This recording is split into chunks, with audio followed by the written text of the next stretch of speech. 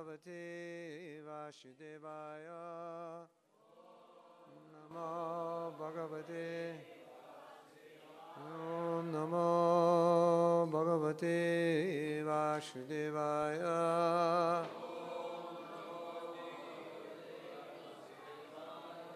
Om Namo Bhagavate Vasudevaya.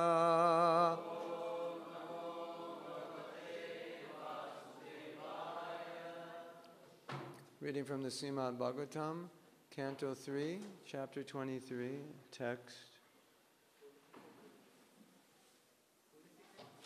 46 and 47. What text is on the book? What number is on? 47. So I'll read 46 and then we'll chant 47. Evam yoganubhavena dampatya ramamanayo shatam vyatiyu sharadha kamalalasayo manak.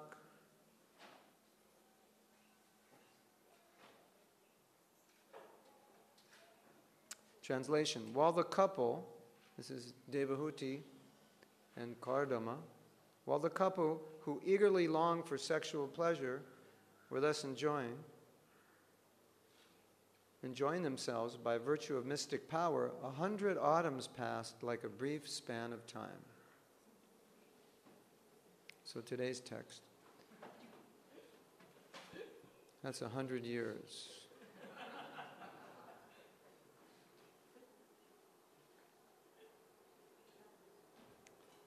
There's a saying in America, time flies when you're having fun. You have that saying here? You're having fun, you don't realize how the time is passing. So today's verse. Tasya mudatare tastam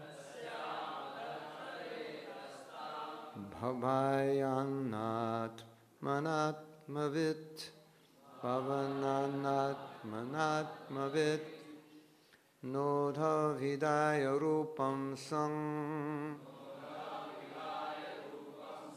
sarva sankalpa vidvibhu tasyam hadatare tastang bhavyan atmatmana bhavanyan atmana atmavit Avanyan atmana navid noda vidaya rupasham yarupam sam sarva sankalpa vidvibhu tasyam adhatare tastam bhavanyan atmanatmavid Dhodha vidaya rupangsham sarva sankalpa vidvibhu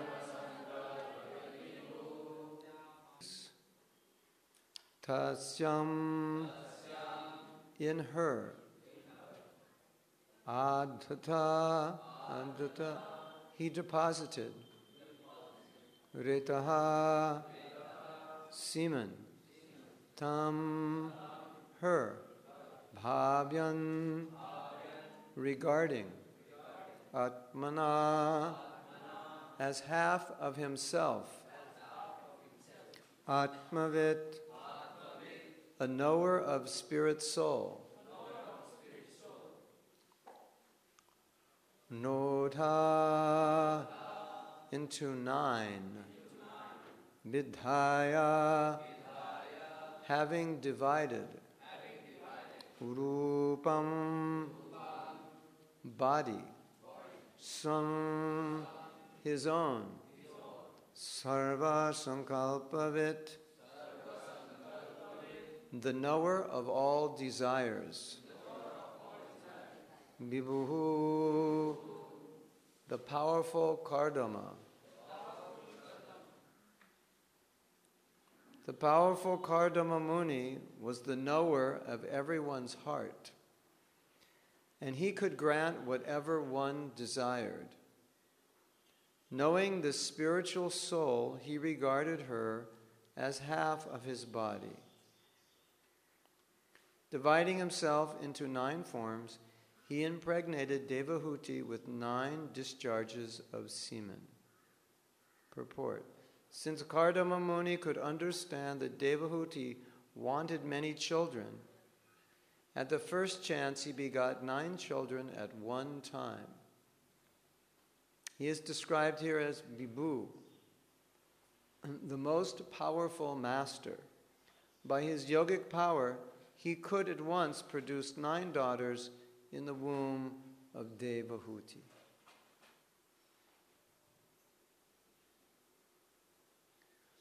So one time in Los Angeles,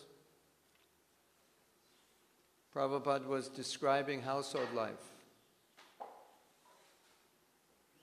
So he was saying, if you want to be happy, you want to make your wife happy, give her lots of children,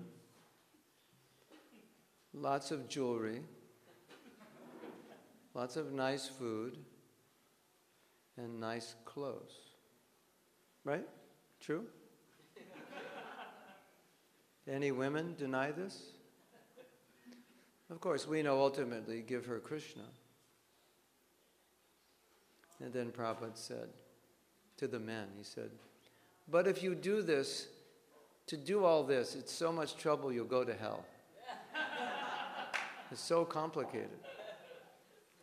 It takes so much effort to support a family, to satisfy the wife and children. So he was joking. He said, all your energy, your wife will be happy, but it will take all your energy to provide all these things.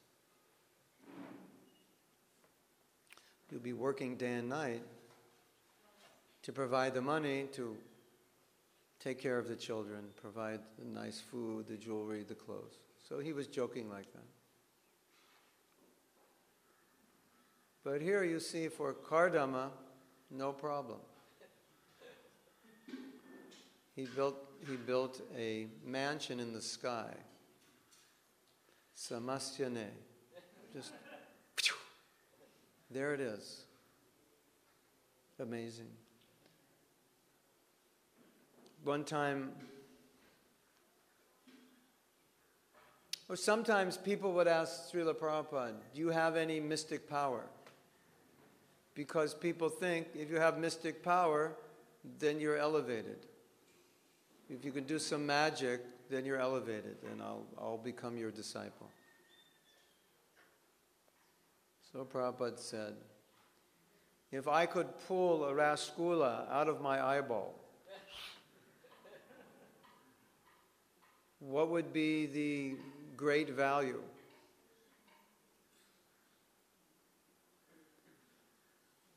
He said, but my mystic power is that I took Malechas, Yavanas, and I made them Vaishnavas. I turned them into Vaishnavas. That is my mystic power. You know this story? One man, he left his village. He spent many, many, many years learning mystic yoga. And he came back to his village and he demonstrated that he could walk on water. You know the story? Some man in the village said, you spent so many years studying, and I can, spent thousands of rupees, many, many years, to do some 2 paise thing. I can take a boat for 2 paise. Get the same result. You walk on water, I can take it. What's the point? What's the use? So, Bhaktivinoda Thakur said, how do you know who is a Vaishnava? You know because by his association, other people become Vaishnavas. Actually, it said, a Vaishnava is one who's always chanting the holy name. But the Uttama Vaishnava is one in whose presence everyone else will chant. Just by his presence, people will want to chant. So when Srila Prabhupada came to America, there was no movement, there was only him. He was the only Vaishnava in the West. And there was no mandir, not one mandir, and not one other Vaishnava other than him. Now, if somebody comes to the temple, you have the deities, you have prasadam, you have devotees, you have books, you have festivals. When Prabhupada came, he didn't have anything other than the Srimad Bhagwatam and himself. Now imagine you were asked to go open a temple in another country, and there are no devotees, and you're the only devotee. And all the people have to understand Krishna consciousness is you. That was Prabhupada's position. And that is the very reason people became devotees. Because of one person who had Krishna. And the one person who had Krishna turned other people into devotees. And that is why Bhaktivinoda Thakur said this. How do you know who is a Vaishnava? One by whose presence other people become devotees. That's the real, for us, that's the real mystic power.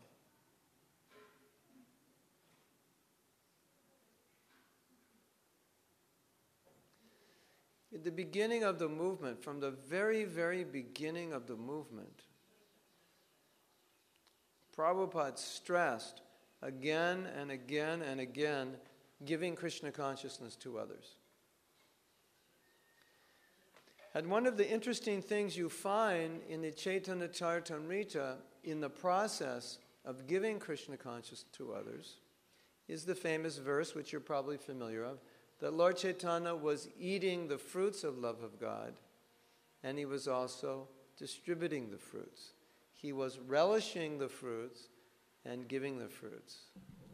This is really good. You want some? Here, you want some? Delicious. Here, take some. Here, you too. Like that. So, Prabhupada has said an interesting thing about spreading Krishna consciousness. He defined it as giving people a taste. That the service of one who wants to give Krishna consciousness to others is to give people a taste of Krishna.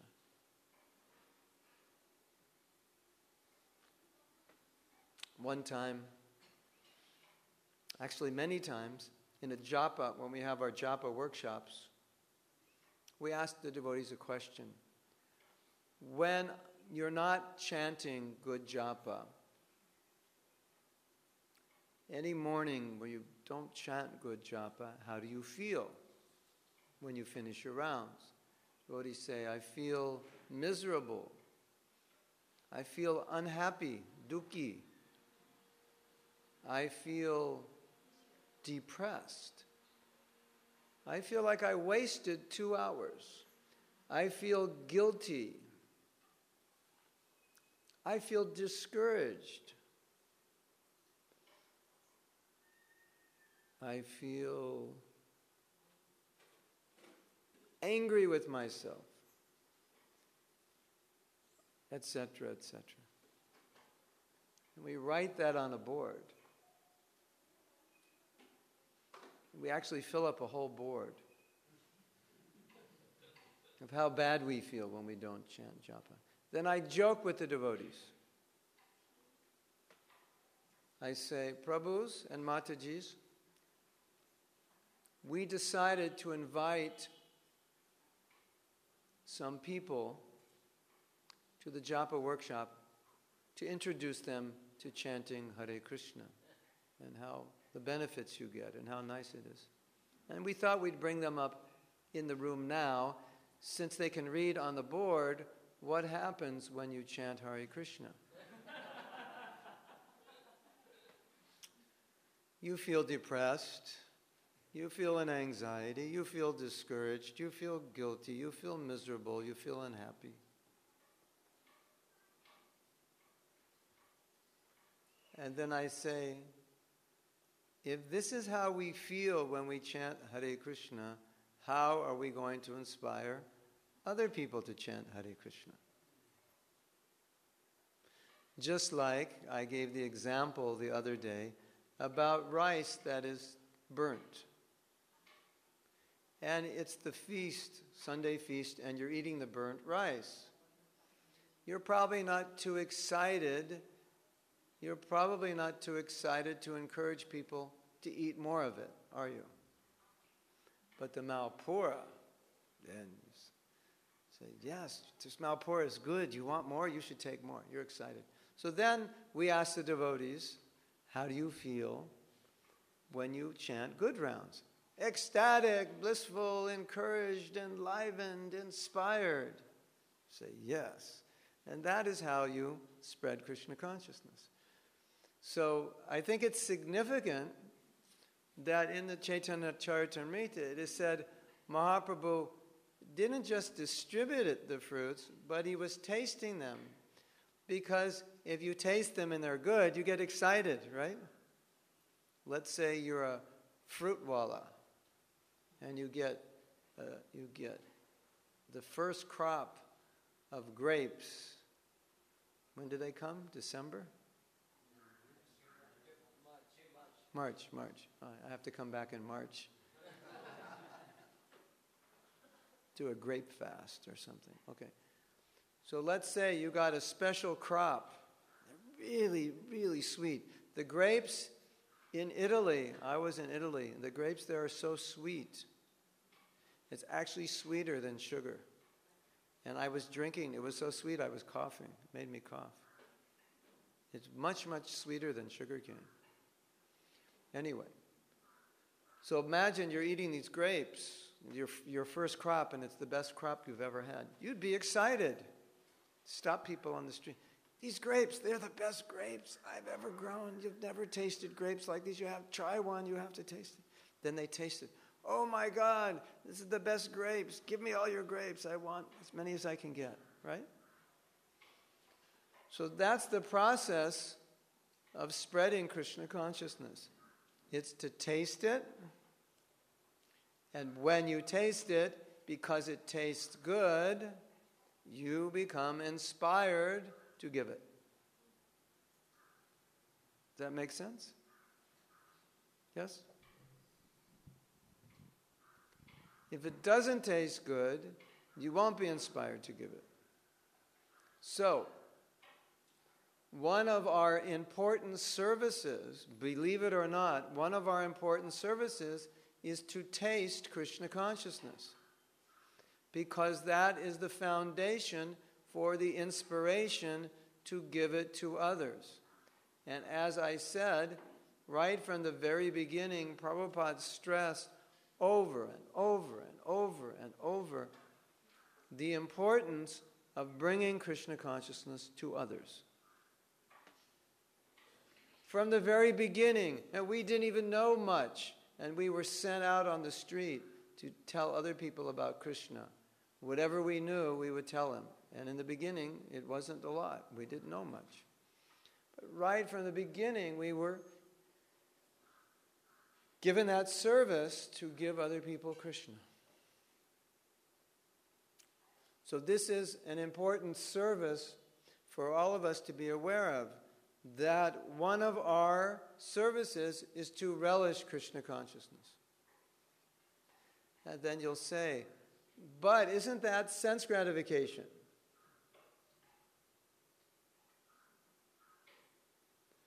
Mahatma Prabhu is telling us, relish Krishna consciousness. That sounds like personal desire, materially motivated service, sense gratification. I just want to serve Krishna, whether I go to heaven or I go to hell. Prabhus and Matajis, I have news for you. Even Thakur Haridas prayed to Lord Chaitanya to get a taste for the name. Even Thakur Hari does. Isn't that amazing? The Namacharya says, I don't care what happens to me, I can go anywhere, but please give me a taste. Taste is a symptom of advancement. Srila Prabhupada said, if we have a taste for Krishna, it will destroy all our material hankerings and attachments.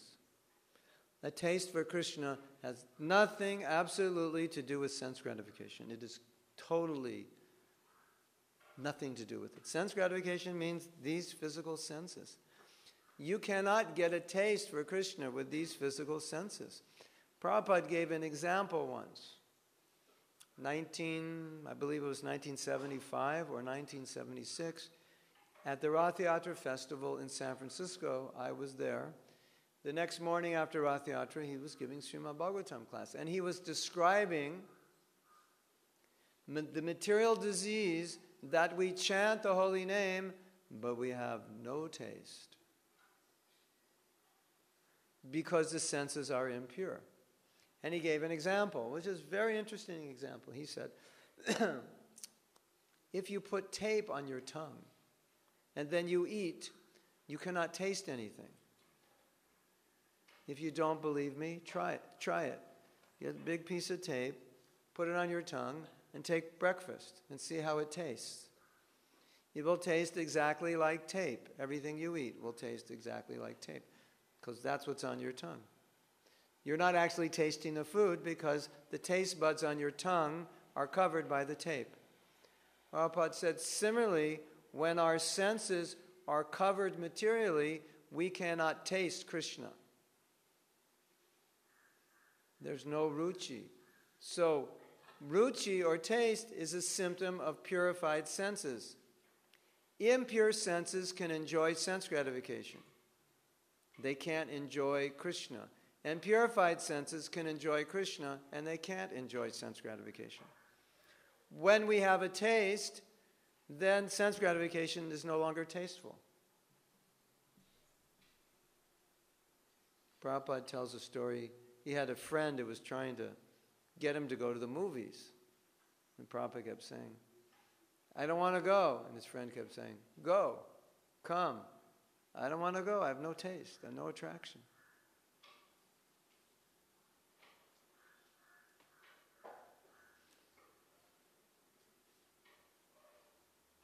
So it's very, very important that we relish Krishna consciousness. We relish hearing. We relish chanting. We relish kirtan. We relish whatever our seva is. We were talking on Sunday about chanting and how sometimes we're chanting, we're not relishing, are we? We're suffering. Isn't it? Sometimes. You know, they could establish a program for criminals. Say, we're going to punish you. Here's your japa beads. You have to chant all day. That's your punishment. We have a camera on you. If you stop chanting, then we won't feed you. So that would be a punishment. Maybe they would get a taste sooner or later, but in the beginning it would be a punishment, right? Just chant, chant, chant, chant, chant. Srila Bhaktisiddhanta ran an ad in a newspaper. He said, anybody can come and live in the Gaudiya Math. We'll give you a place to live and we'll give you a prasadam.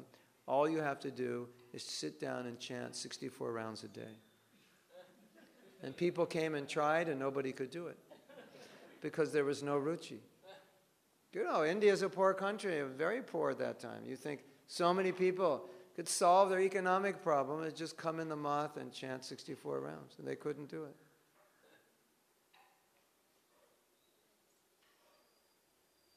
And Krishnadas Babaji, he can't stop chanting. They used to, Bhaktisiddhanta said, get him out to go preaching. He couldn't stop chanting. He'd just chant all day, Hare Krishna, Hare Krishna. No, he should preach, he should go out. He couldn't stop chanting, doing kirtan.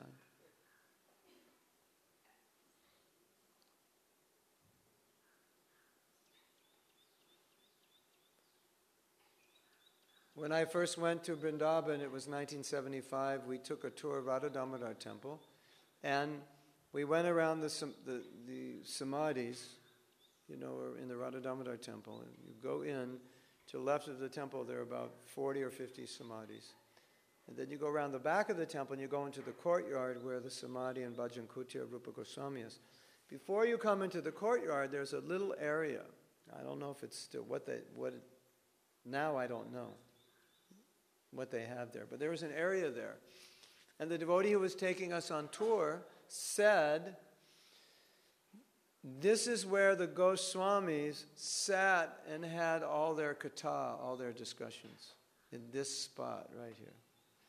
And then the devotee said, this was their highest service, because this is where they were churning the ocean of nectar, from which all their realizations, or not all their, but which their realizations and inspiration came to write their books and preach. So this is the process. We come together and we start churning the nectar, right? Churn it, churn it, churn it.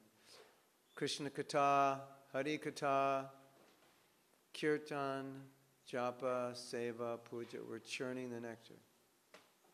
This is what it means to associate. This is Sangha. We come together and we churn the nectar and we relish it.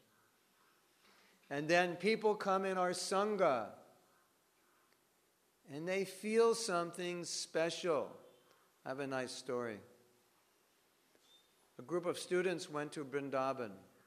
They were photography students from a university in America, and their teacher was a devotee. So he arranged with the university, they would do, I guess you'd call it photojournalism in Vrindavan.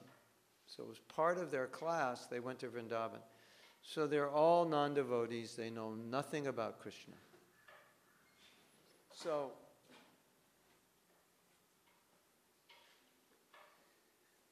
the devotee who's the teacher, he arranged that they would go around to the different places in Vrindavan, see the holy places and learn about Vrindavan.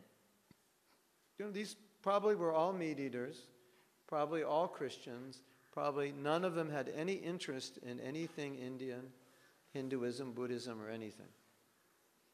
So they went to all the different holy places. This one devotee took them, he explained things to them. So the last day,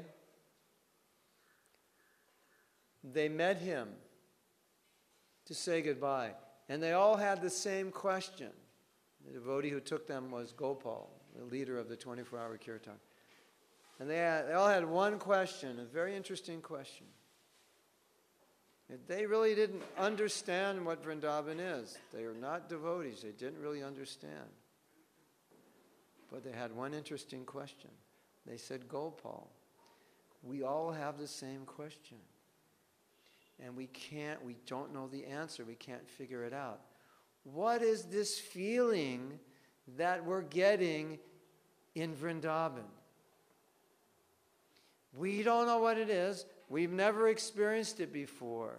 We can't explain it. What is it? That's how we spread Krishna consciousness, isn't it? What is this taste I'm getting from chanting? I don't get this taste from anything else. What is it? Explain it to me. I don't understand. I'm getting this taste and other things. I'm becoming disinterested in other things. What's happening?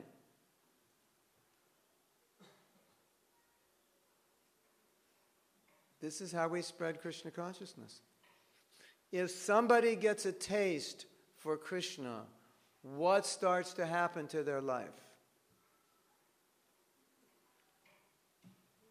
What happens?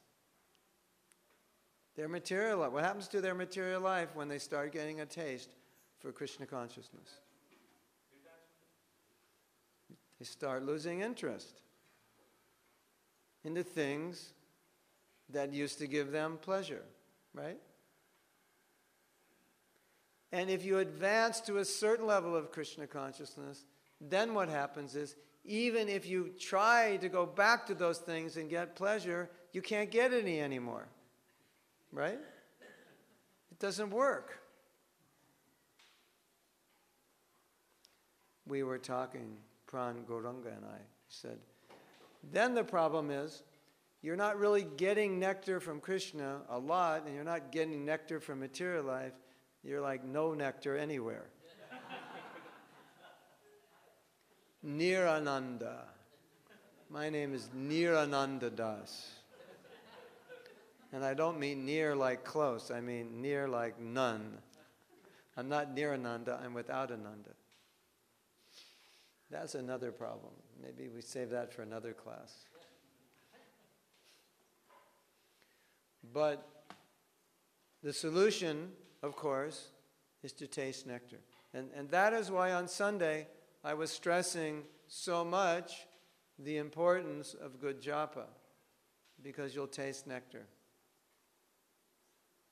One time a devotee, he said, Srila Prabhupada, we pray to Lord Jagannath, Jagannath Swami Nayanapatagami Bhava Tume. My dear Lord Jagannath, please be visible on the path of my eyes. Please be visible to me.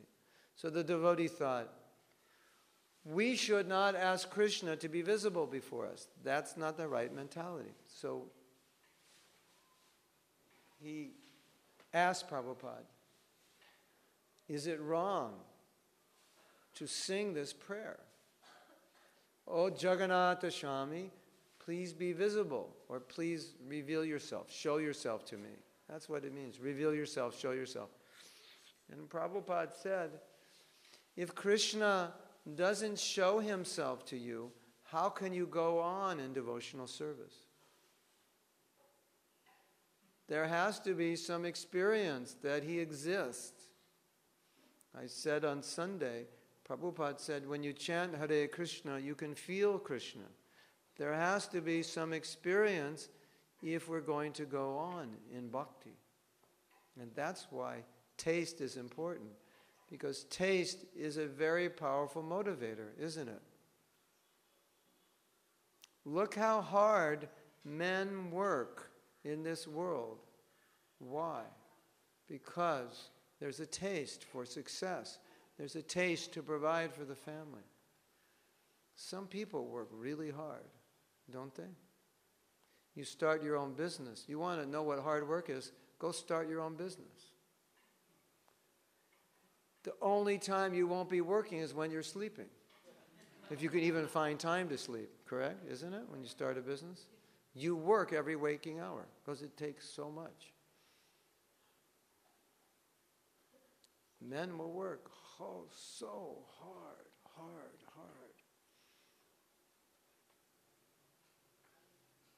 There's some taste there to get ahead. So taste pulls us. And that's why taste for Krishna is so important, because it pulls us to Krishna. And that's why taste for Maya is so dangerous, because it pulls us towards Maya. Now just think about it. We are in a dangerous situation. Very dangerous. Why?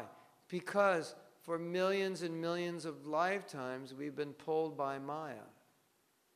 Right? Tik? It's true, right? Millions of lifetimes.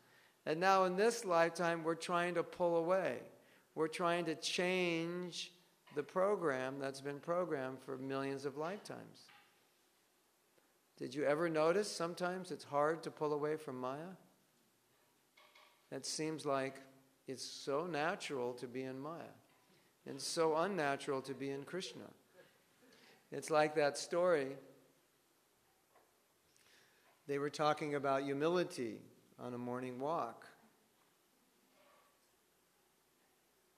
And so Giriraj Swami said, but when you become humble, sometimes it becomes Maya because you become proud that you're humble. And Prabhupada said, sometimes it becomes Maya. He said, you're always in Maya. It doesn't become Maya. You're always in Maya. So that's like our constitutional position.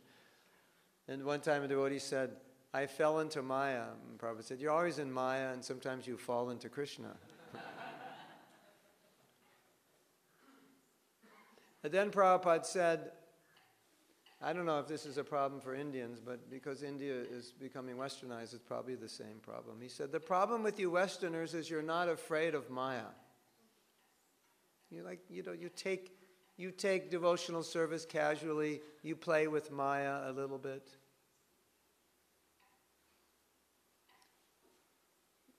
I could think of an example. The doctor says, don't eat chocolate cake. And chocolate cake is your favorite preparation. It's your favorite food. You're addicted to it. But now you can't have it. So what you do is, you bake a chocolate cake so you could smell it. So you smell it. And it smells so good, you're like, oh my God, I gotta taste this. And you go, I'll just taste it, but I won't swallow it. So you take it and you chew it. You think you're gonna spit it out after you chew it? So to me, that's kind of like how we see Maya. I'll just hang around Maya, I'll smell it, maybe I'll chew it, but I won't swallow it. Something like that, We're playing, so Prabhupada's saying, we're playing with fire and we're not afraid of it, and we keep getting burnt. Now, there's a really nice story, I don't know if you've heard this. One time Prabhupada was having darshan with some of his leaders, and he said, what's the difference between me and you? You imagine you're sitting with Prabhupada, and he asked you that question? What's the difference between me and you? Well, Prabhupada, I'm a malecha, and you're a pure devotee.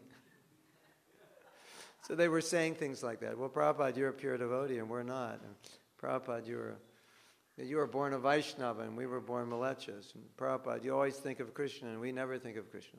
Prabhupada said, no. The difference between me and you is you can fall down, but I can't fall down. So the next morning, Prabhupada greeted the deities, and his servant saw he was praying to Krishna. So after the morning program, in Prabhupada's room, the servant said, Prabhupada, I saw that you were praying to Krishna. What were you praying? Prabhupada said, I was praying that I don't fall into Maya. He said, but Prabhupada, last night you said, I can't fall into Maya. He said, yeah, this is why I can't fall into Maya, because I'm always praying that I don't fall into Maya.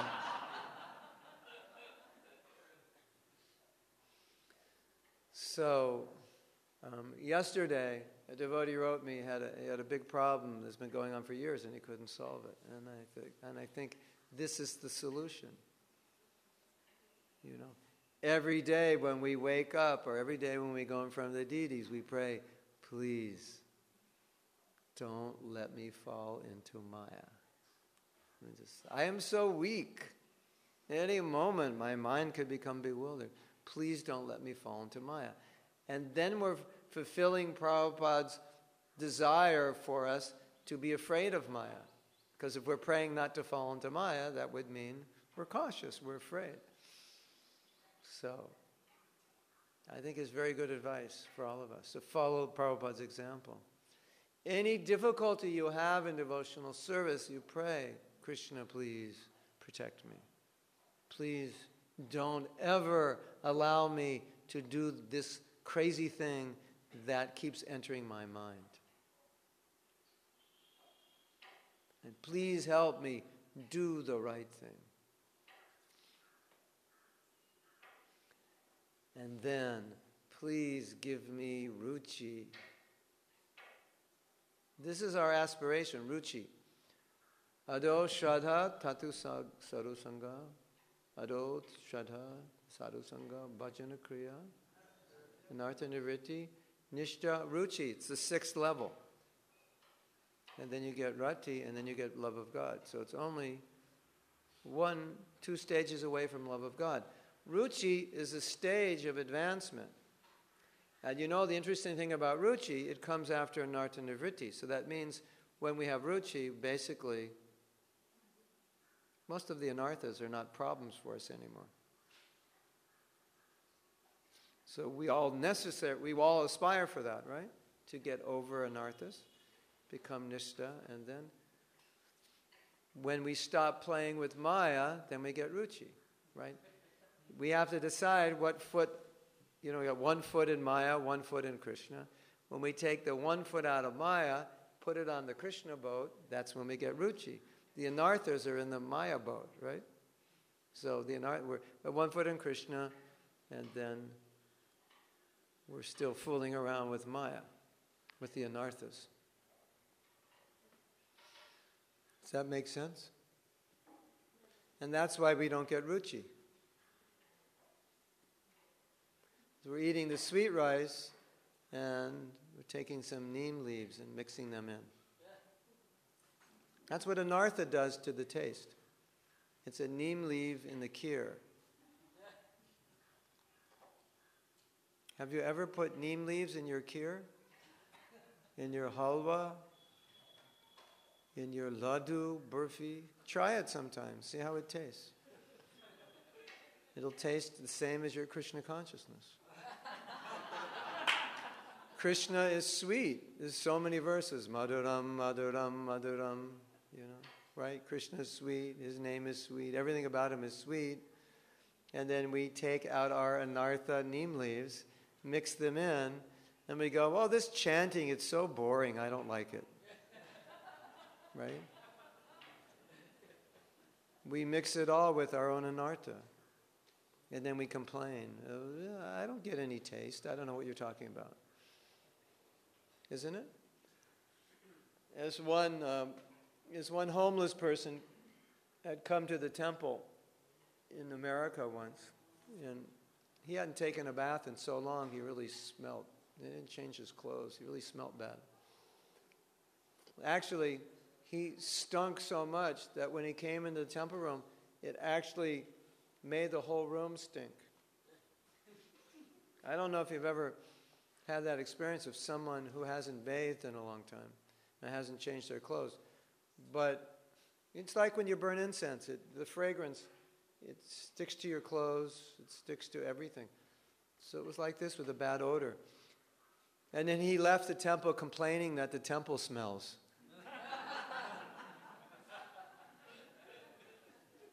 Hare Krishna, Hare Krishna. I have no taste. This is Krishna. This is boring. Hare Krishna, Hare Krishna. What's boring, the name or you? Isn't it? It's not the name, it's us. We bring in the stench of material consciousness to bhakti, and that's what we smell when we complain, oh, I'm not happy. It smells bad here.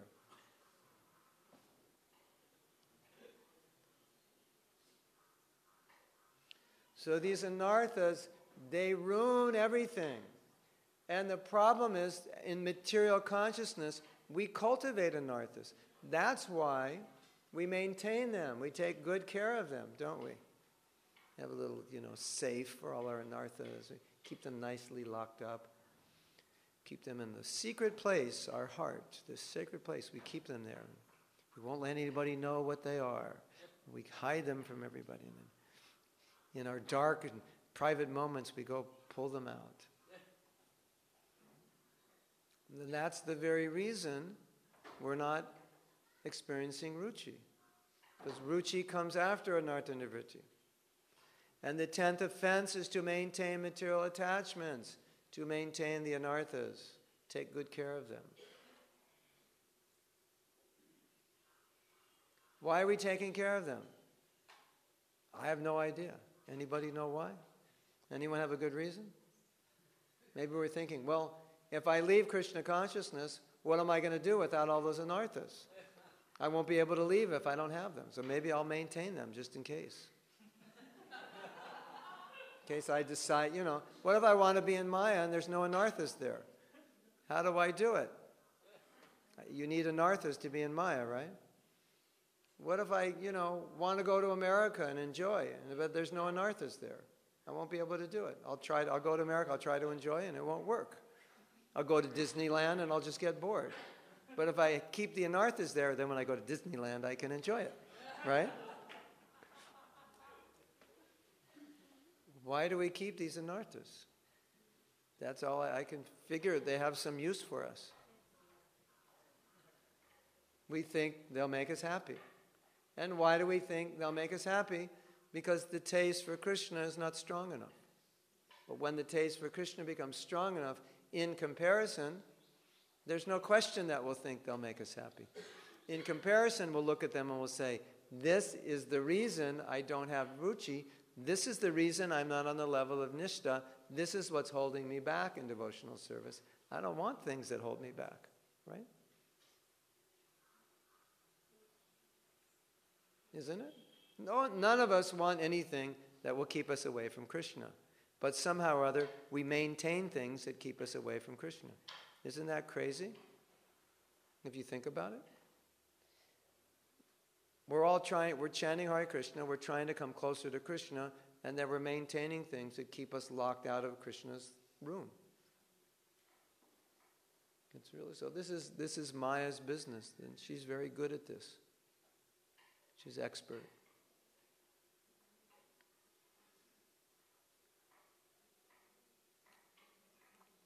It's such a huge paradox because we maintain anarthas because we think they'll make us happy. Otherwise, we wouldn't, would we?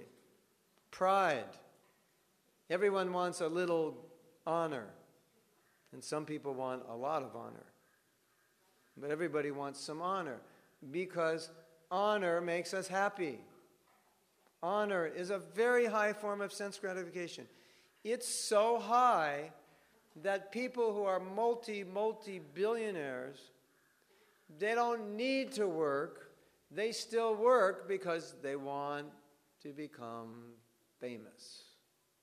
They could retire and have 1 million houses in 1 million countries, but they're still working hard because honor, it's even more gratifying than millions of rupees.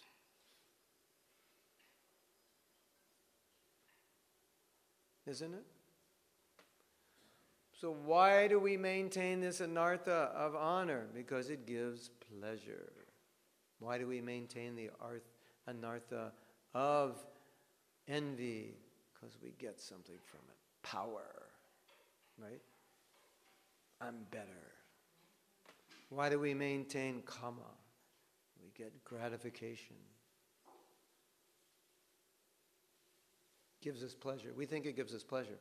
The paradox, the irony is that those very things that we maintain that we think give us pleasure are the very things that are preventing us from getting ruchi.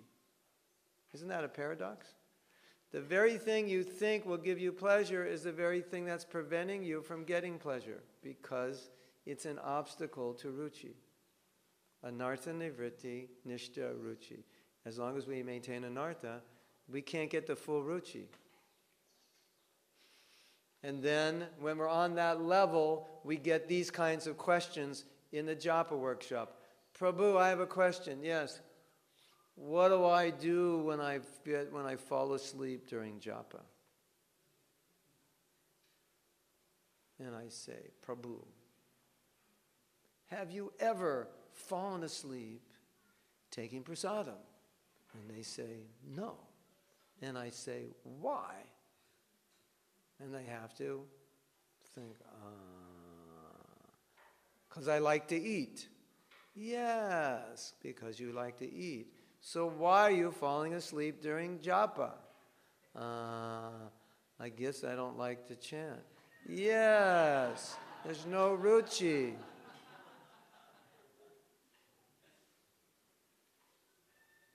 So the price we pay for maintaining anartha is no ruchi. That's a really big price to pay, isn't it? We're engaging in devotional service. If you take initiation, you make a vow, chant at least 16 rounds.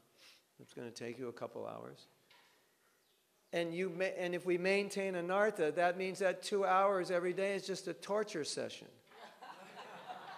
It's like walking into a torture chamber. You can, tell the Indian army, if they arrest any Pakistanis, put a gun in their head and say, chant Hare Krishna. This is Indian torture.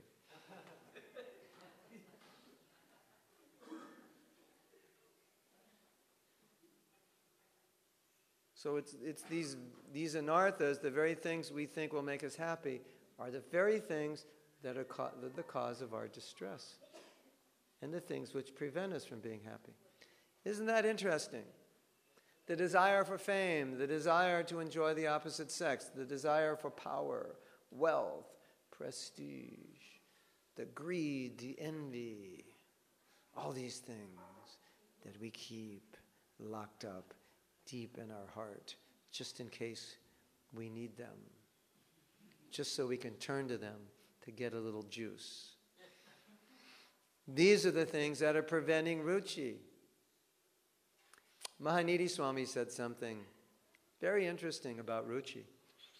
He said, when you get to the stage of Ruchi, then you have no problems in bhakti anymore, because everything is now motivated by your taste. There's no more force. It's just easy. Before you get Ruchi, it's like going up a hill. Where I grew up, we had hills, and one of the things we did as young boys is ride bikes. Practically all day we'd ride bikes. So we'd have to ride the bike up the hill, but it was worth it, because when you got to the top of the hill, you could ride down. And I lived by a really big hill. And we'd go about 35, well, that's 35, it was like 50 kilometers an hour on our bicycles, because the hill was so long. So it was worth riding up that hill. Sadhana bhakti, Hare Krishna, Krishna Krishna. To get up 4 in the morning, Hare Krishna. Turn the alarm off. It's all like that. But when you get to the top of the hill, it's just nectar. So he was saying Ruchi is like being at the top of the hill. And then bhakti becomes effortless, because it's all taste. And there's no nartas there. There's no, at least big ones, that are getting in the way anymore. And you're just motivated by taste. So when you look at it that way, it's like, let's get to Ruchi as soon as we can. The sooner the better, the faster, because once we get there, it's going to be easy. And once we get there, we're going to be relishing Krishna consciousness like anything.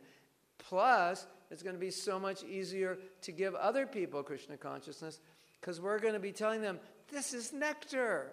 Krishna consciousness is nectar. It's ecstatic. I'm so happy. And they're going to look at you and go, oh my God, I want that. Right? But if you're cultivating anarthas, you'll tell people, chant Hare Krishna, become happy like me. And they're going to look at you and say, you're not happy. I'm just going to maintain my material life. You're miserable. You're chanting Hare Krishna and falling asleep. The parents say, Mahatma Prabhu, how can I get my kids to be inspired to chant Hare Krishna? I say, don't fall asleep at home while you're chanting Hare Krishna, because that's not going to inspire them. The parents are wondering, how am I going to inspire my kids? The answer is obvious. Be inspired by your chanting, and they'll see that. You're chanting, Hare Krishna, Krishna Krishna, Hare Hare. What nectar, Hare Ram, Ram Ram, Hare Hare. And your kids see that, and they're like, wow, that's amazing. I have to do that. But you're at home chanting like, and your kids are saying, I'm never going to chant. That's so boring. My father chants. He's so boring. I'm not going to chant japa. So there's a joke, and the son comes up to the father and says, what do you call the father in India? You have a name? Papa? Papa, sinful, right? Hey, Papa. Mahapap. Hey, Mahapap. Hey, you sinful rascal, Papa. So he says, My daughter calls me Dada. So Dada, Daddy. The son says, is your Bhagavad Gita different than Mama's? He says, what are you talking about? He says, is your Bhagavad Gita different than Mama's? He says, it's the same Bhagavad Gita. What are you talking about? How could it be different? He said, well, I always see Mama reading her Bhagavad Gita, but I never see you reading your Bhagavad Gita. So I thought maybe your Bhagavad Gita is not as interesting as her Bhagavad Gita, that yours is different than hers.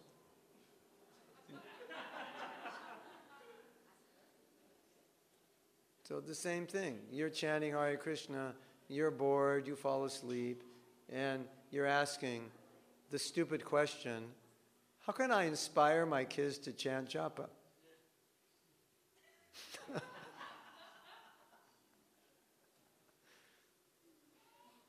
So it's the same way with preaching, right? So our service, it's a really interesting meditation. If you actually think about it, our service to humanity is to overcome our anarthas. Because if we overcome our anarthas, then we're in the best situation to give people Krishna. Because when you do that, people who you associate with at work, in the world, whatever, they're going to notice you're different. They're going to say, something's different about you. You don't get upset when everybody gets upset. Things don't bother you. You always seem so peaceful and calm. You don't seem to worry. They're going to feel that because you're anartha nivritti. You're not on this anartha platform. And they're going to say, what do you do? And you'll say, I chant Hare Krishna. That's kind of really a good advertisement, don't you think, for chanting? You are an advertisement. Gandhi said, my life is my message. And then I thought about that, and I said, well, everybody's life is their message. When you show up, you have a message. You don't have to say anything, but you have a message. You imagine what it was like to be with Prabhupada? That was a big message. People always say, what was it like to be with Prabhupada? Because we know when you associate with the sadhu, that's a powerful experience, right? So, your life is your message. What's your message? We all have a message. We all carry a message wherever we go. What's our message? Is our message, keep one foot in the Maya boat and 1 foot in the Krishna boat, just in case things get rough and you need to bail out of Krishna? Is that our message? If that's our message, how do we spread Krishna consciousness? But if our message is bliss, Krishna consciousness makes you happy. Maya doesn't make you happy. If that's the message our life carries, even without speaking, people will understand that. So our service to the world is to overcome our anarthas, because then we become powerful. Which brings us back to the first point I made, where Prabhupada said, what is your mystic power? My mystic power is that I made mlechas into devotees. So this is our real mystic power, isn't it? To turn others into devotees. That's our mystic power. And we can't do it unless we become devotees. We have to decide what boat you want to be in. Right? So we can end here. Thank you very much. Srila Prabhupada ki jai. Go Premanandi. Hari Hari Bol. So, do you have any question? Yes.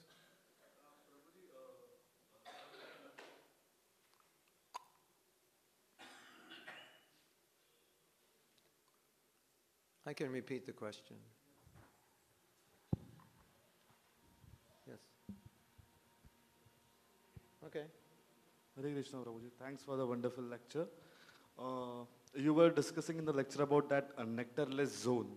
Like once you come to that stage when you don't have any taste of Krishna, as well as when you are going back, you are completely detached.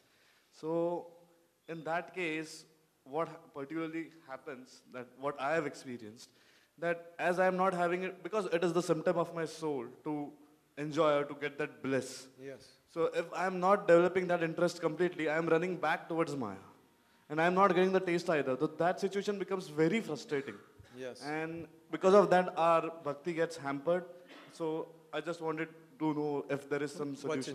What to do. So he's asking, when you're in this situation where you don't really have a taste for Krishna and you're trying to give up Maya, but actually there's more taste for Maya than Krishna, right? Is that what you're saying? I'm not getting the taste in the Maya either, so it becomes frustrating. Oh yeah, there's no taste. He's eating and there's tape on your tongue. Yeah. No taste, okay. Well, there's a couple things to understand. One thing, Prabhupada described this. He said in the beginning, when you chant, there won't be a taste. So you're simply going on your determination, that you understand this is the right thing to do, and out of your determination you do it. And I think what's really important in this situation is we always have to keep focused on our goal, because the goal is going to give us the taste. Maybe I'm not tasting it now, but I look at the goal and I know this is what I want. And so I always keep focused on the goal because that's my inspiration. And if I lose sight of the goal, that's when the problems come. One devotee said there's a saying that obstacles are those things you see when you lose sight of the goal. And there's a saying, a man is judged by his ideals. We're not judged by where we are now as much as we're judged by what are our ideals. Where do we want to go in life? What are we looking to go? Where are we looking to go towards? So that's very important in devotional service. Where you are doesn't matter so much. It's where you're going, that's what matters. And you're only going to go in the direction you're looking and where you're planning to go. There's this Chinese saying, if you don't know where you're going, you're going to end up there. So if you look at somebody's life and it's not very well directed, they ended up nowhere because they were going nowhere. You know, it's like sometimes you buy a new car. So what do you do when you get the new car? You just go driving. Where are you going? Nowhere. You're just driving the new car. You don't have a destination, right? Everybody gets in the car and you go driving. Wherever, right? Just somewhere to drive in the new car. So many people's lives are like that. They're just going. Where are they going? Who knows? They're just driving. So Krishna consciousness, we have goals. What is our goal? To become pure devotee. So we keep these goals in mind. And then if you make the goal more specific, what kind of pure devotee? I'd like to be a devotee like Prabhupada or like my spiritual master. Or I'd like to develop humility or tolerance. So you keep these goals in mind. And this is what inspires us. This is what motivates us. And then this is where we go. We'll gravitate towards our goal. And that will give us some taste. Because the taste is in the goal. Right?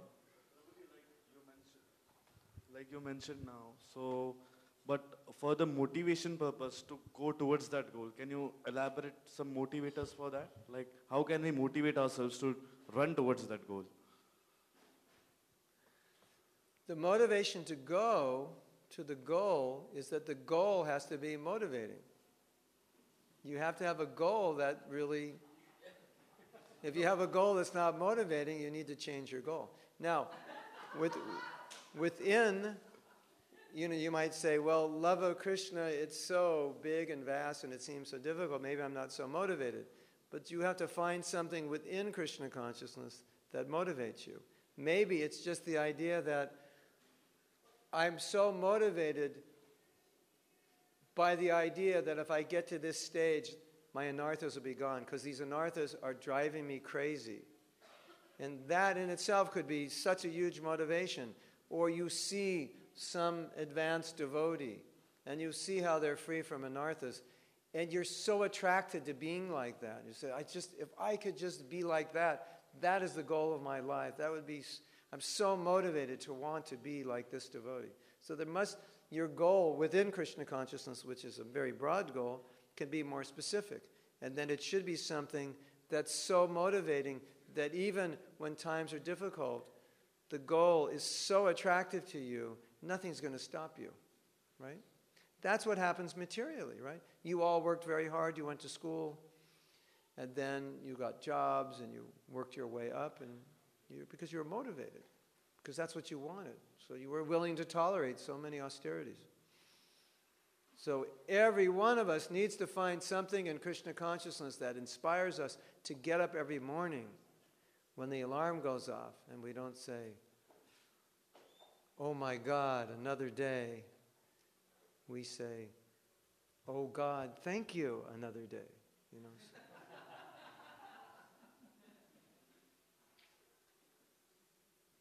So goals are very important. Inspiring goals are very important. Yes. Someone else had a question? Yes. Thank you, Prabhu. Today's a very nice class. So I have one question about relationship.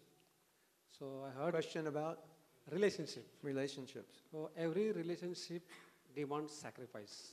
What is sacrifice about two persons' relationship? So please explain. Does it? Is that the question? Does every relationship require sacrifice? Yes. Yes. Explain it.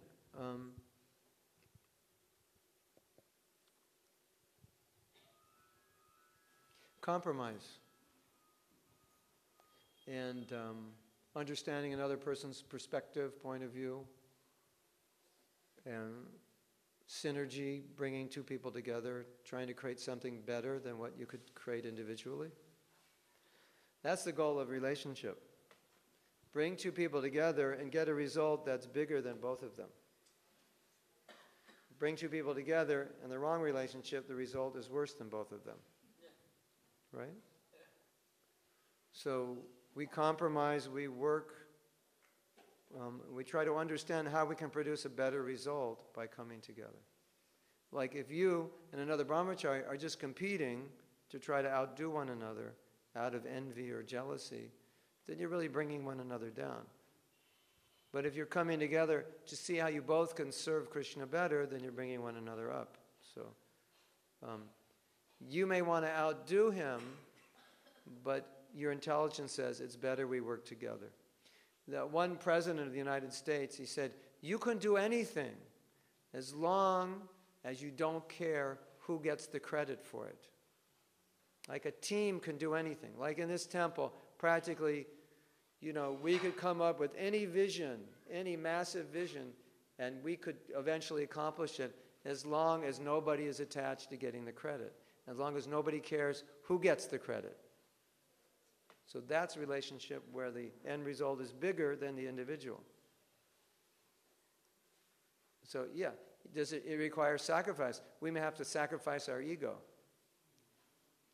And someone else may have to get the credit. I joke with the devotees. I have a workshop on humility, and I say, let's say you were the #1 book distributor during the Christmas Marathon, and after the marathon, we had a festival to honor everyone.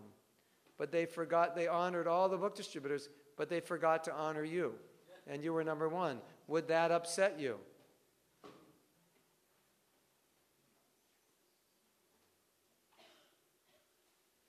You'd be really upset, wouldn't you? Right?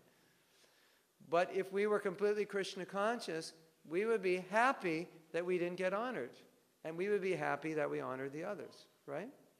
Thank God, I was so embarrassed they didn't honor me. I feel so horrible when they honor me. And I got to honor the others. So that's what we're dealing with, We'll make a sacrifice for the good of the mission. And we might have to sacrifice our ego. Maybe let someone else do a job. Maybe it's better he does it, even though maybe he'll do it worse than you. But it might be better overall that he does it. Because he really wants to do it, and if he doesn't do it, he'll create problems for others or something.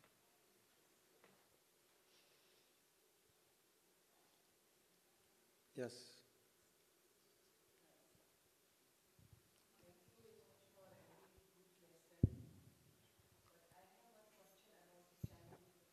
Okay.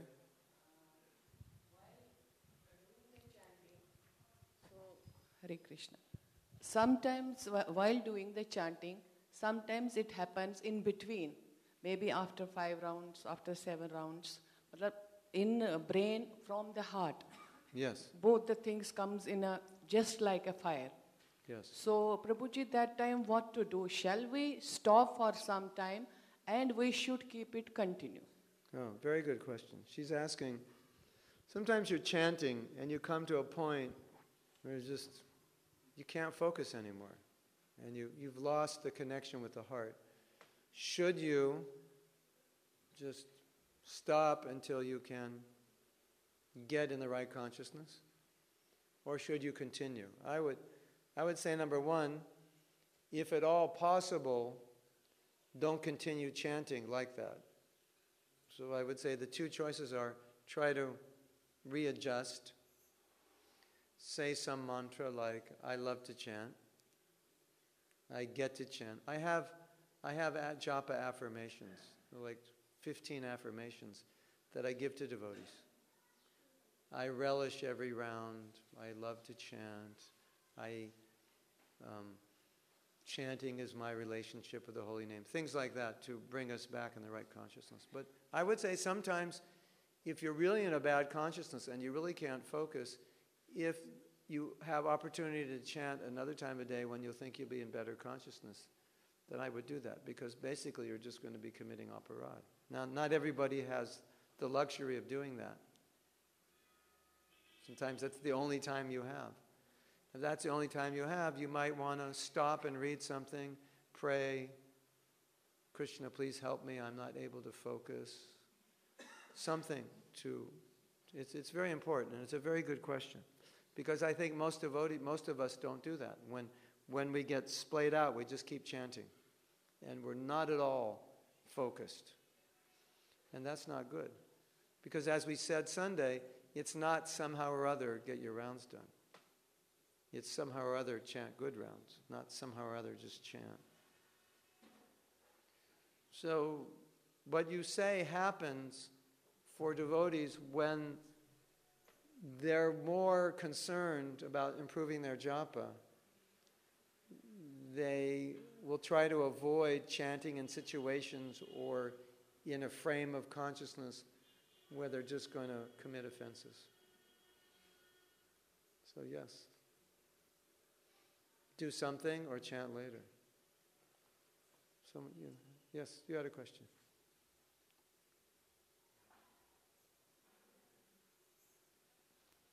Hare Krishna, Prabhuji. Jai. Thank you for the nice lecture and You're all welcome. these days of giving us guidance.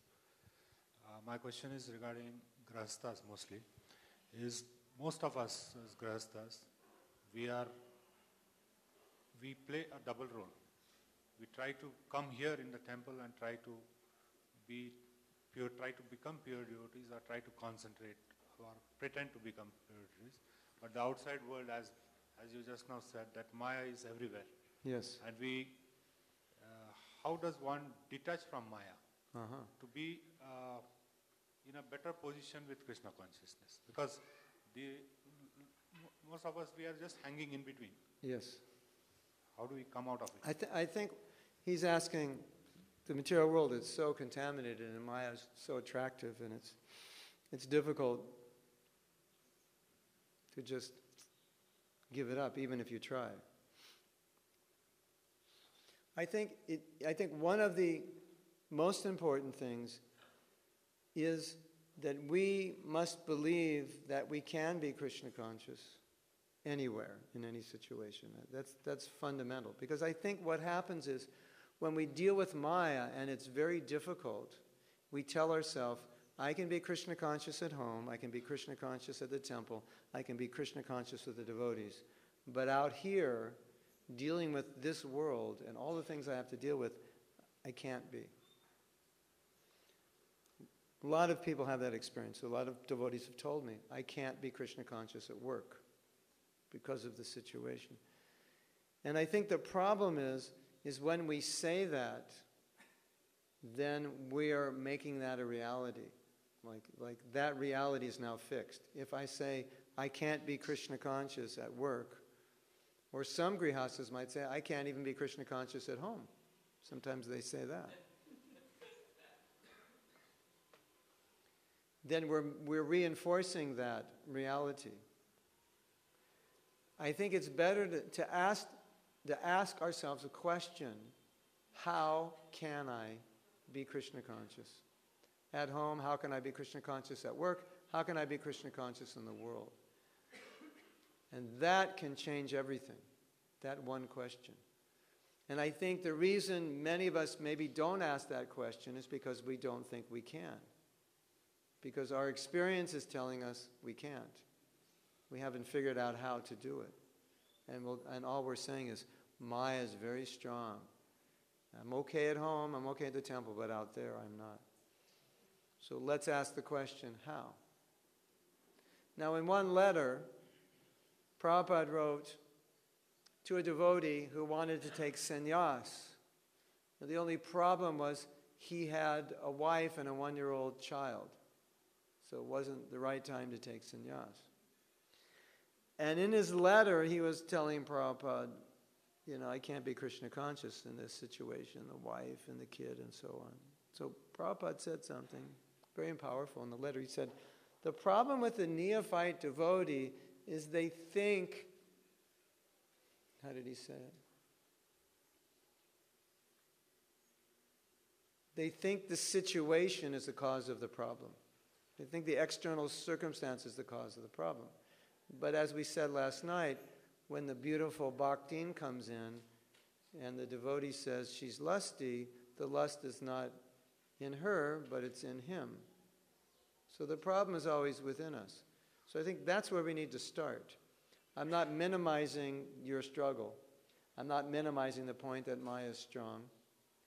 I'm just making the point there are ways we can deal with it, but we have to start from that point that we can deal with it. From that point, what happens? And this is how Krishna consciousness works. From the point of a devotee making some kind of determination that I will not be in Maya outside of my home in the temple. Krishna, and how can I do that? Krishna starts to give intelligence how to do that. Because a lot of it is just simply seeing things differently. It's just, I have to change the way I see things. And I have to see, how can I be a devotee in every situation? And then Krishna may reveal to you that the situation you're in is actually very good because it's so difficult to be Krishna conscious in this situation that if you can figure out how to do it, you're going to become very, very strong devotee. So it's actually a really good... So Krishna might reveal to you, this is a wonderful opportunity because I have to tolerate so much. If I can learn to tolerate it, I'll make tons of advancement in devotional service. So it's another way of seeing the same thing. A very important lesson I learned. Sri Radha Madan Gopal ki jai.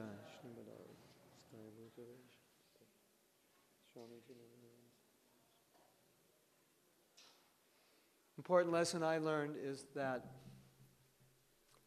when something happens to you that's upsetting or difficult,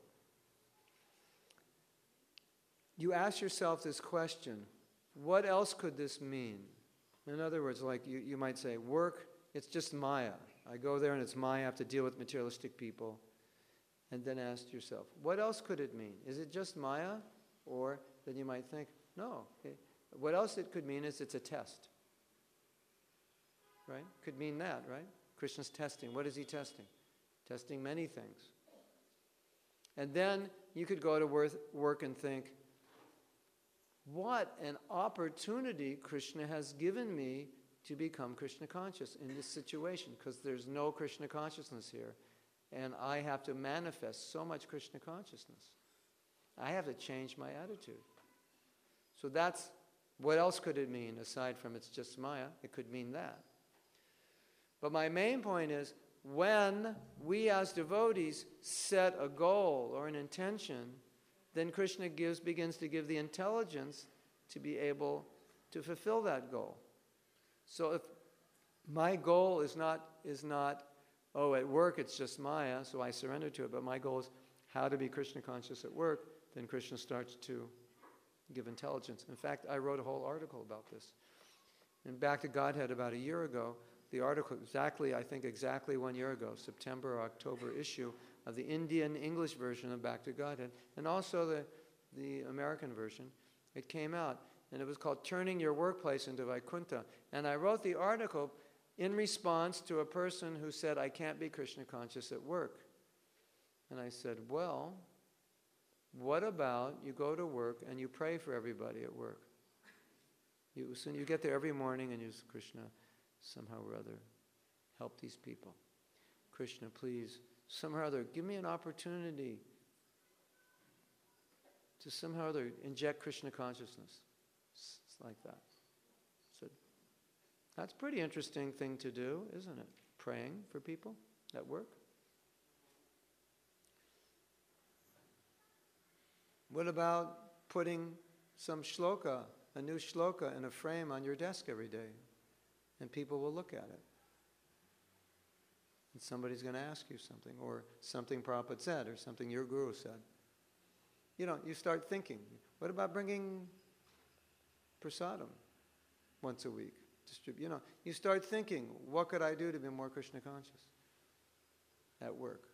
What about my behavior? What about dealing with people more humbly? Okay, I'm the boss, but what about being the servant leader instead of a proud commanding leader? What about being in the bhav of a devotee? I'm just a servant. You start to think how you can alter your activities and alter your consciousness, and then Krishna shows you. And that's why I made the point. The problem is thinking we can't, because as soon as we think we can't, then all options are gone. So I think I actually had this experience in my own life. I joined ISKCON in 1969, and basically I just was either a temple president, a temple devotee, preacher, Sankirtan devotee. And then I was living in Vrindavan with my wife, and we really never had much money. We didn't have anything, basically. And she said, I want to raise a family. So we moved back to America. She said, let's raise a family. So you need a house, you need a car, you need so many things we didn't have. So then we started a business. And so this was after I'd been a devotee 30 years, and I had no contact with the outside world. And now I started a business, and it was full contact. So maybe 3 or 4 or 5 years, I was like the question you asked. It's just Maya. You do this, you'll be in Maya. It's just the nature of it. And then I got very inspired to preach Krishna consciousness. No, actually what happened is, I don't remember the details of exactly what happened, but I had studied a lot about human psychology and self-development, and I realized that I was allowing that situation to get to me, and I was not taking control of it.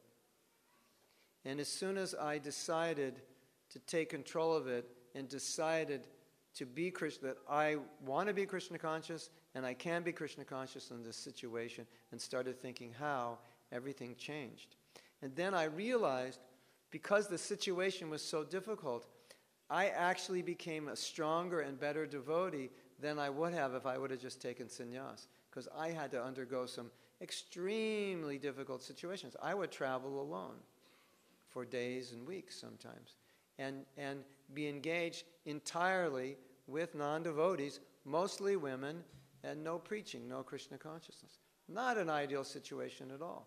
And some of those times were the most Krishna conscious times I had, because it was either sink or swim. I had to stay above water. I had to figure out how to stay above water. So I became very strong. And I had to learn how to think differently. And I learned new ways of thinking that have helped me tremendously to be in situations that aren't conducive to Krishna conscious, but be Krishna conscious. So that was my personal experience. So in that sense, when we're in difficult situations, we can say, opportunity. This is an opportunity to go up. Just like in our forgiveness course, I tell everybody, if somebody hurt you, it's an opportunity, because you're going to need to learn to forgive. And to forgive, you have to go. Resentment is like a low level, and forgiveness is a high level. So now you're actually fortunate that you've been hurt, because to overcome your hurt, you're going to have to come way up here. And then when you take the course and you come up here, you realize, what a blessing that I was hurt, because now I've learned to forgive, and I'm so much in a better state of consciousness after I've forgiven. And if nobody hurt me, then I wouldn't learn to forgive. So the hurt is an opportunity to learn to become better. That's my experience of the forgiveness process, personally, and teaching it.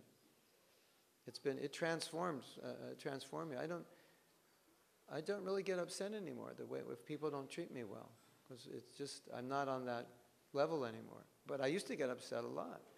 People didn't thank me for something. I was like, for days I'd be upset. I did so much I didn't even say thank you. But I'm not there now anymore. Because I was hurt, I came up here, and it's a better place to be. So if you can be Krishna conscious out there, where you're not even dealing with Krishna, then you can be Krishna conscious anywhere. Right? A lot of what happens, I've noticed, when we don't learn this, I've noticed what happens, especially in America. Devotees go to India, they go to Vrindavan, they come back to America, and they say they were really inspired for 3 weeks, and after that, it's just status quo. They just went to India like this, went to Vrindavan like this, came back to America, and kind of went back. And I thought, we want to figure out how to stay up here. That's really the goal. And some things down here need to be adjusted, and then we'll stay up here. And I think this is one of them, being able to be Krishna conscious in any situation. Krishna, help me see. I have to see it differently, right? Just like women are attractive to men, you could ask the same question. How do you deal with that attraction? You ask Krishna to help you. And when Krishna helps you, you see women as mother. You see them respectfully. You want to help them. And if you're an ordinary man, you just think about how you can enjoy them. It's so Krishna helps you alter your mentality, that your mentality lines up with Krishna consciousness. But what happens for many of us is we want Krishna consciousness, but our mentality is working against it. I'm seeing the woman as an object of my gratification, and I'm complaining that women are attractive. One devotee asked Prabhupada, he said, why are women so attractive? And Prabhupada said, because you want to enjoy them. So, you're complaining that they're attractive, but the reason they're attractive is because we want to enjoy them. Why is anything in this world attractive? Because we want to enjoy it. Right? When you're Krishna conscious, it's not attractive. So it's like we're in one frame of consciousness, and the consciousness is creating the problem, and then we're trying to figure out how to deal with the problem, but we can't because our consciousness is reinforcing the problem. Like I was saying last night, people pray to God to solve the problems that they created by not following Him. So a lot of times what you'll find in your life, who you are and how you're thinking, is going against all the things you want in Krishna consciousness. And you're trying to figure out, why am I not Krishna conscious? Because your being, your thinking, your attitudes are going against. You see women as an object of your enjoyment, and you're asking, why are they so attractive? Because of the way you're thinking. You're not seeing mother. Does that make sense? So a lot of times who we are gets in the way of what we want to achieve. We're being the wrong person. We want to achieve this goal, but we're being somebody else. We're being materialistic, envy, greedy, and we want to be sadhu. And it's not happening. So I think with the right attitudes out there, you can be very Krishna conscious. This is my experience. It's very easy not to be. I'll grant that. Very easy not to be. But also, you can be incredibly Krishna conscious out there in the most un-Krishna conscious situations. Because you can always think in a Krishna conscious way. Any other question? Yes. have a microphone for the ladies?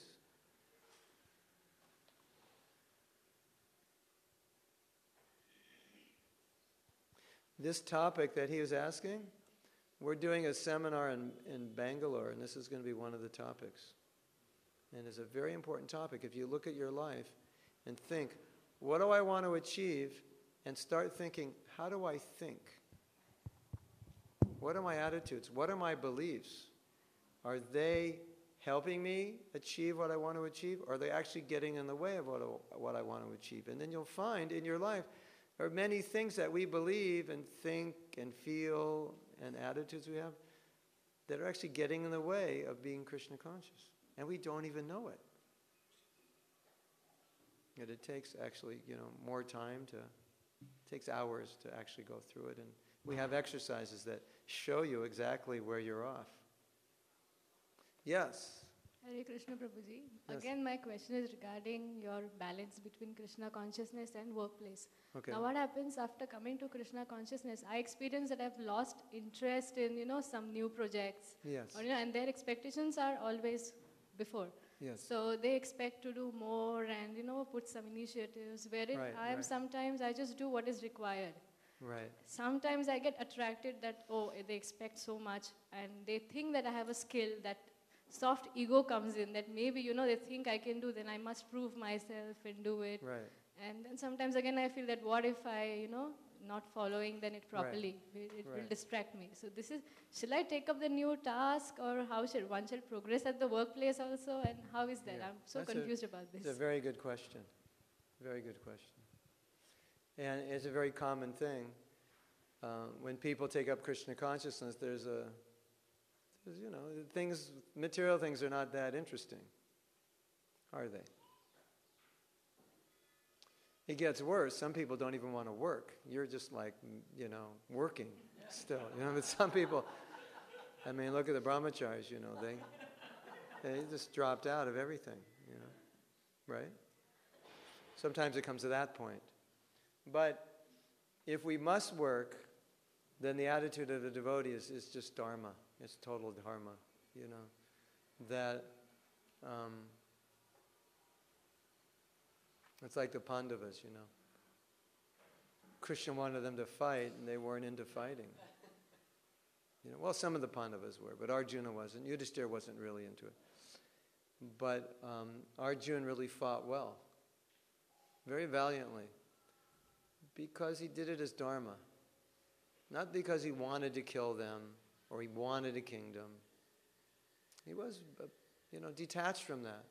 But because Krishna wanted it, so he did it. So I think the best attitude for us is that everything we do, we should excel in. We should just do it really, really well.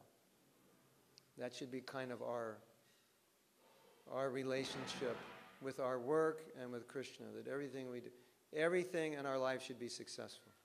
A lot of times what happens is, and this is answering your question, but it won't seem like it is initially, but it will. Sometimes you'll find a devotee in one aspect of their life, they're very successful. In one aspect of their life, they're not. For some, materially, they're very successful, but spiritually, they're not. For some, spiritually, they're very successful. Materially, they're not. For some, materially, they're successful. Spiritually, they're successful, and their family's a mess. Right? So really, what we want to do is be successful everywhere. That's the ideal. Like whatever you do, be successful. And it's not about your ego. It's about dharma. See, like if you're married, have wonderful marriage, have wonderful Krishna conscious children, family. If you work, be super successful. If you're successful, they'll keep putting you up, up, up, up, up. 10, 15 years from now, 20 years from now, you could be top in the company. You know what's going to happen then? You're going to have a lot of influence on people. You'll be able to make people Krishna conscious, And your style of doing things and your Krishna conscious attitudes can infect the culture of that company. And say, well, she does it. How did you succeed? Because I think like this. Because I'm detached from the result. I just work out of dharma, and therefore I was successful. And they go, oh, maybe we should incorporate that into our culture. Will you help us? And then you start teaching. Yeah, well, Krishna says in the Gita this, Dharma is higher than result. If you do the Dharma, you'll get a better result. And so we should be successful as husbands and wives, as fathers and mothers, as disciples, as servants, in our occupation, whatever we do, because that's what Krishna wants. And then Krishna will utilize us as success. Whatever you do it expertly, and Krishna will utilize you more and more. You'll be surprised, if you do that. Who knows, They might ask you to give a talk for the whole company someday because you're so successful. And you'll talk about Dharma. You'll talk about the Gita. Say, why am I successful? It's because I follow the Gita. The Gita says, detachment, Dharma. It's because of my sadhana every morning. All of you should be meditating every morning. You should connect with God. That's what will keep you sane in your life and work here when it gets crazy. That's what I do. So be successful. People will look up to you. How are you successful? Because I chant Hare Krishna. I read Bhagavad Gita. Prabhus, we're preaching. If our family lives are a total mess, it's not good preaching, is it? People say, I'm not going to become like you. Your wife's unhappy. Your husband's unhappy.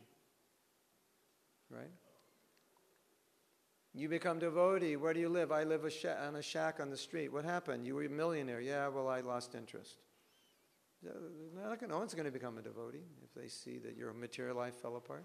So be successful everywhere. And don't convince yourself that to be successful in one area, I have to fail in another area. It's not true. That, like you were saying, it's so hard to be in Maya. And I was saying, don't think like that, because if you think like that, it makes it harder. So the same way, if you think I can only be successful in Krishna but not in my work, then it makes it hard for you to be successful at your work because you believe you can't, and you're only going to act based on what you believe. So if you believe you can and you do your Dharma, then you can be thinking, Krishna, I'm doing this because this is the right thing. Yes?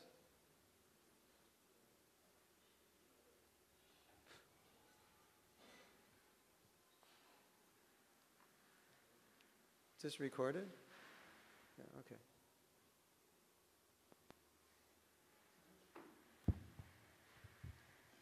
Hare Krishna, Prabhuji. Jai, Hari Bol. Hare Bol. Yeah, we are talking about the consciousness regarding the Krishna. Talking about We are talking about Krishna consciousness. Yes. In Bhagavad Gita, when Arjun asked Krishna to show the world who is Krishna, so Krishna shown him the Virat Darshan. Yes. Okay? So, as per the Bhagavad Gita knowledge, the Krishna is in every situation. He is in every molecule. From my personal point of view, I am dealing with a lot of situations last 2 months. I have lost so many things, like the relations of mother and father, relation with the wife, relation with society, only because of the material kind of factor. Because my body, that is a physical body, material body, this body requires so many things from the world. Krishna requires the bhav, bhakti. As I said yesterday, we are a part of Krishna. We are a part of Krishna, but we are not apart from Krishna. So I am dealing with two different situations. In between there is one mirror or maybe something. This situation is demanding so many things. And this situation where I myself feel that I am not apart from Krishna. So I am little bit confused. To deal with this or that, or to break the mirror image. So this is my question. Deal with both. Yeah. The reason is because one affects the other. Yeah. Because action and reactions. If we don't take care of things materially, properly, then it's going to have a negative impact on our spiritual life. So the principle is, in Krishna consciousness, do whatever is favorable for bhakti, for advancement, and then reject whatever is not favorable. That's the principle. So sometimes you can look at a situation, let's say like family situation, and maybe your parents are not so happy that you're doing bhakti. And then you realize that this is going to be a disturbance for you. And so you do something in some way to pacify them, to amend the situation, to make it more peaceful, because that will enable you to more freely and peacefully do your devotional service. And if you don't do that, constantly, you're going to have a problem there. Obviously, if we don't work, we're going to have problems because we won't be able to live. So we adjust our material life in a way that supports our spiritual practice. And then there's no difference. Then it's just one thing, right? Because you see the connection between what you have to deal with on the material level and what you have to deal with on the spiritual level. Just like you take care of your health, because if you're not healthy, it's going to affect your bhakti. You won't be able to get up in the morning. You won't be able to concentrate because your body's in pain, like that. And everybody knows that. That's not confusing. We know. If the body is not healthy, we can't do devotional service, or it limits it. So you just apply that same principle to anything material and see how it is affecting you. Sometimes you may have to spend more time working on something material, because if you don't, then later on it's going to affect your spiritual, and it's going to be a big problem for you. So if you see that, then you can deal with it without thinking, why am I spending time doing this? Because now you'll understand, I'm spending time doing this to pacify the situation so it won't be a problem for me in the future. So I think if you apply this principle, you just look what is advantageous for bhakti? And you always ask that question in every situation. What will help bhakti? And then you'll know what to do. Just like in the early days of the movement, when the Indian boys would join, it was a huge problem with the parents. So then in Chaupati, they established this principle that you can't join until you graduate, until you can give the parents sufficient income, which they were expecting that you would give. And it pacifies that situation so there won't be a disturbance in the future. So it's the same principle. And you might say, but I want to join, I want to join now, I want to drop out of college. You say, no, but it will create a huge problem. Your parents paid all this money. You need to work, pay them back, if that's what they request or desire, and then you can join. So, I think that answers your question also. It's the same kind of question. But I like what he said. We're a part of Krishna, but never apart from Krishna. I'll tell you a story about that. There was a lady, she's from India, and she went to Africa as a doctor for the UN. And she said it was really hard there, and there's a lot of poverty and suffering, and she couldn't take it. And so she wanted to come back to India. And one day she was walking, and she saw a matchbox, and it had a picture of Krishna on it. And somehow that changed her mentality, and she felt Krishna wanted her to stay. It was like a transformation in her heart. And she wrote me, and she said, Krishna is never more than one thought away from us. So like in answering your question, sometimes we're in Maya and we don't even know what to do. Well, why don't you just think of Krishna? That's like the last thing on our mind is to think of Krishna, when we're in Maya. But Krishna's only a thought away. Isn't that? I think we should end on that thought.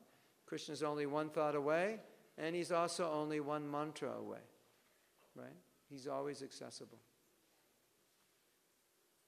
Thank you very much. Srila Prabhupada ki jai. So maybe we'll come back. I shouldn't say maybe. We will come back, and then we Grape can... season. Grape season, oh yeah. Then I'll get drunk on grapes.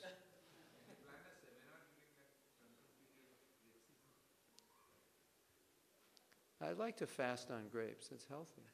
It'd be a good time to do it. I want to come back and do a workshop. We can do japa or forgiveness or humility, but that's Friday night, Saturday, Sunday, all day. And then these questions I won't just answer, but I'll give you exercises by which you'll understand the answer for your life. That's what the workshop is. I don't talk all the time in the workshop. You do as much or more talking than I do, because you do the work of discovering the problem and the solution. The answer I gave you in the workshop, I would have helped you discover that answer, and you would have come up with it without me having to say it. And it's even better, it's more powerful if you come up with it. So we'll arrange that if Krishna wants. If Radha Madan Gopal want, then nobody can stop them. Right? Okay. Thank you very much. I was very happy to be here with all of you, and you're very enthusiastic. You made me very enthusiastic. I like your dancing and chanting. You have so many good kirtaniers here, kirtaniyas. So keep up the good work. Srila Prabhupada ki jai, Go Premanandi, Hari Hari Bol. His Grace Mahatma Prabhu ki. Jai. So we are very thankful. Prabhuji given so much guidance, time and his valuable experience for all of us. So we will thank him by loudly 3 times chanting, Hari Bol, Hari Bol, Hari Bol. I had a bead bag here, and I don't see it. Does anybody know where it went? Bead bag. It's kind of light brown. No, I just put it here before class. Or before Damodar Ashtaka, I put it here.